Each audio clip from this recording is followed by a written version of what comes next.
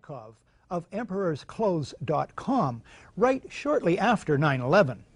The President of the United States travels with an entire staff, including the Secret Service, which is responsible for his safety. The members of this support team have the best communications equipment in the world. They maintain contact with, or can easily reach, Bush's cabinet, the National Military Command Center in the Pentagon, the FAA. Information concerning these alarming events must be shared with the President by his staff, otherwise they would be derelict in their duties.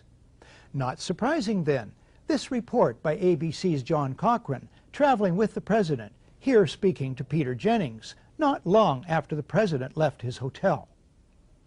Peter, as you know, the President is down in Florida talking about education. He got out of his hotel suite this morning, was about to leave. Reporters saw the White House Chief of Staff, Andy Card, whisper into his ear. The reporter said to the President, "Do you know what's going on in New York?" He said he did, and he said he will have something about it later.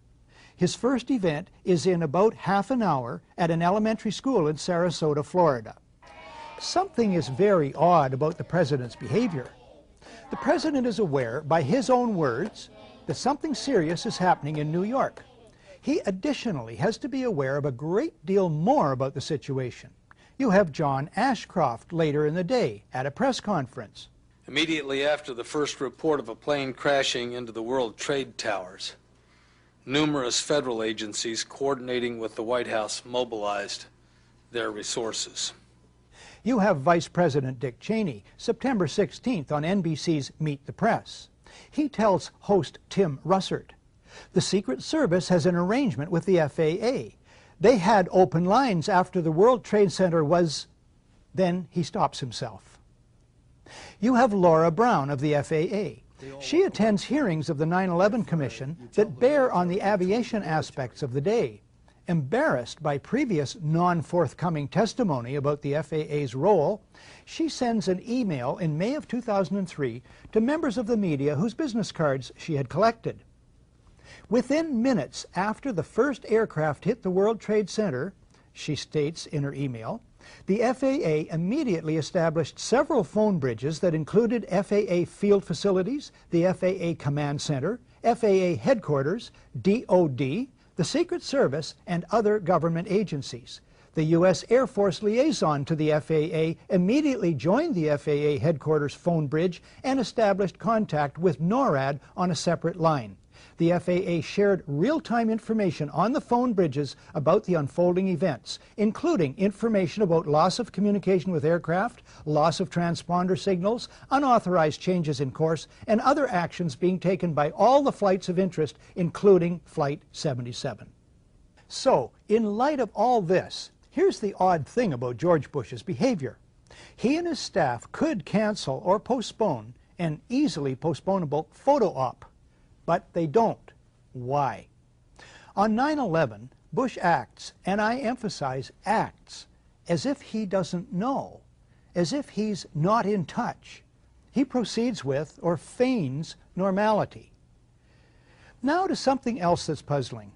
At a town hall session in Orlando, Florida on December the 4th, 2001, here's the President's own account of the early morning of 9/11. How did you feel when you heard about the terrorist attack? Well,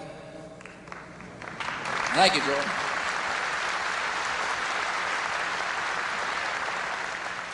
Well, Jordan, you're not going to believe what state I was in when I heard about the terrorist attack. I was in Florida. And my Chief of Staff, Andy Card, well, actually, I was in a classroom talking about a reading program that works. And I was sitting outside the classroom waiting to go in, and I saw an airplane hit the tower of a TV. You know, the TV was obviously on. The President tells us he sees, on an ordinary TV set outside a school classroom, the first plane hit the World Trade Center. He gives the oddly reinforcing detail that, quote, the TV was obviously on, unquote. He continues. I used to fly myself, and I said, well, there's one terrible pilot. And I said it must have been a horrible accident. But I was whisked off there. I didn't have much time to think about it. Didn't have time to think about it. as if his being told, "Time to meet the kids, Mr. President," stops all his thought processes concerning the remarkable image of what he's told us he's just seen on an ordinary TV, on top of all his knowledge of the unprecedented situation from earlier in the morning. But anyway, could George Bush have seen on ordinary TV the first plane hit the World Trade Center? No, he could not have. The footage of that first strike only shows up on television the next day, September the 12th, 2001. It was taken by a French documentary crew that happened to be in downtown New York.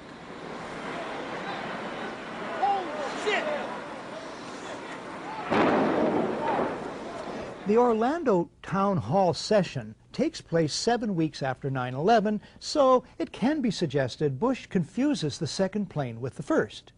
But how to explain this? We've all seen Andy Card do that. None of this can ever be retracted. It is an interlocking historical record. Why go on at length about this? Because it may one day become the basis for criminal court proceedings. When we come back, is George Bush one of a group of conspirators involved with the attack?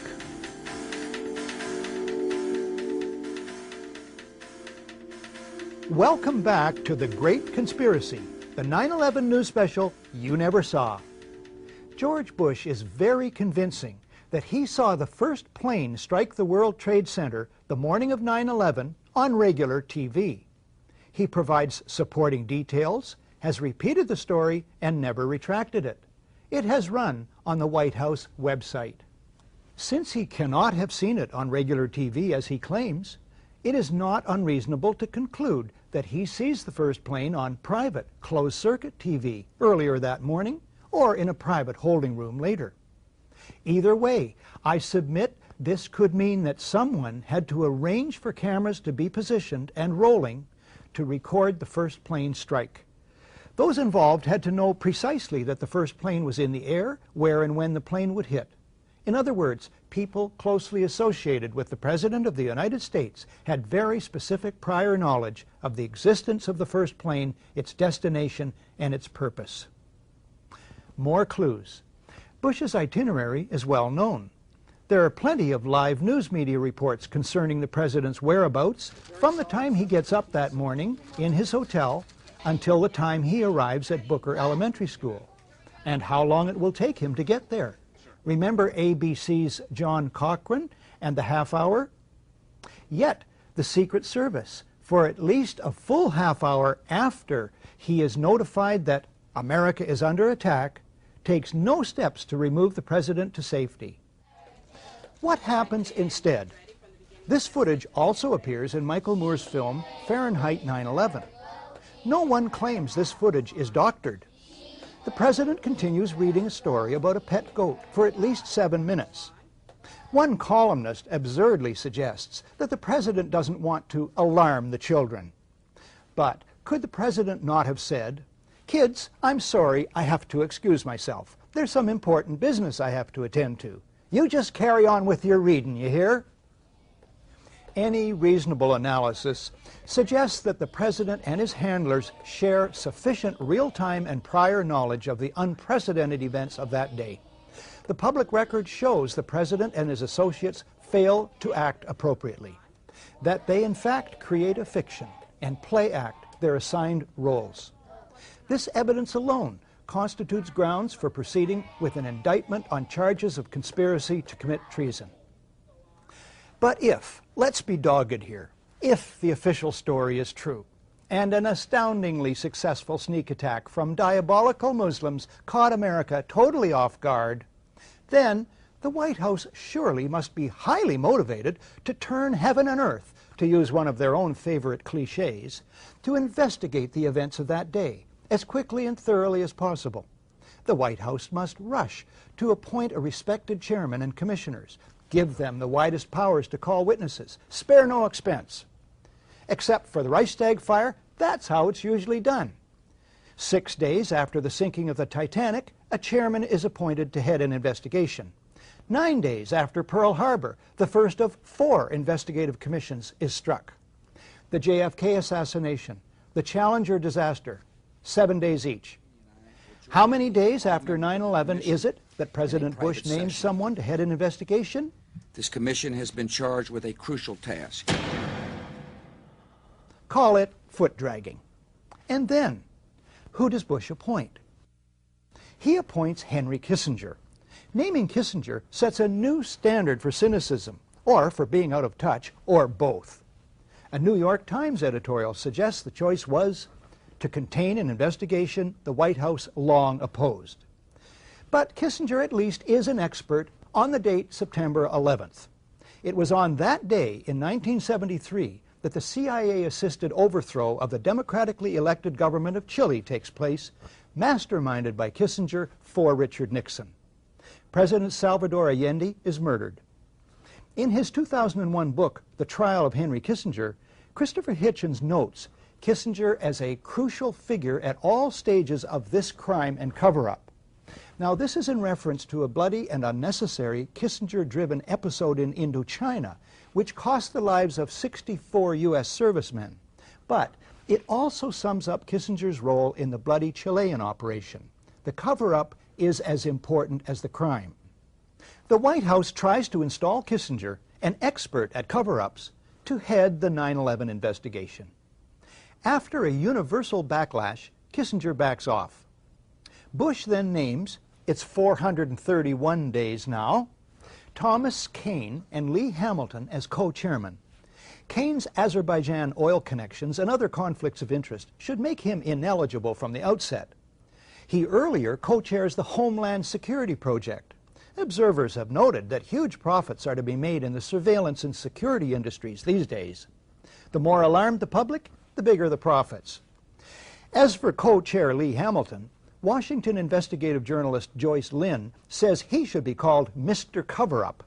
He is 0 for 4, she says, in finding any malfeasance in the 4 previous investigative commissions on which he served. These include the Iran-Contra affair and the October surprise, which denied Jimmy Carter the presidency. The White House chooses all the commissioners. Lynn calls them key insiders rife with conflicts of interest. The White House brazenly appoints as the executive director one Dr. Philip Zelikow, a right-wing Republican hawk deeply involved in the Bush circle, a member of the Bush-Cheney transition team, and a National Security Council advisor with Condoleezza Rice under Bush 1. The editor of Vanity Fair, Graydon Carter, sums it up. The Bush White House did everything in its power to derail an open inquiry. Then, when faced with its inevitability, the President and his aides sought to limit its scope, its access, and its funding. The Commission's full title is the National Commission on Terrorist Attacks upon the United States. Reflecting extreme laziness in research and wording, the mainstream media keep referring to it as the Independent 9/11 Commission. This commission was about as independent from White House control and manipulation as the abused prisoners at Abu Ghraib were from their jailers. Mandate. The commission itself says, we're not out to blame anyone. In other words, accountability is not part of the mandate. Budget. In January 2003, the Bush administration allots the commission $3 million. This compares to $5 million for a 1996 commission that looked into casino gambling, and $50 million each for the inquiries into the Columbia shuttle explosion and the Clintons' failed Whitewater deal. The dollar amount is later grudgingly raised but never exceeds $15 million. The White House releases only 25% of 11,000 documents requested. It blacks out portions of the released documents, resists requests that the administration officials testify under oath, and tries to rush the commission's deadline. After a cat-and-mouse game, Bush and Cheney meet the commission. But it is behind closed doors. They refuse to testify under oath. No tape recorders are allowed. No transcript is allowed. Bush makes no opening statement, and those taking notes must submit them to security personnel. All of this is what is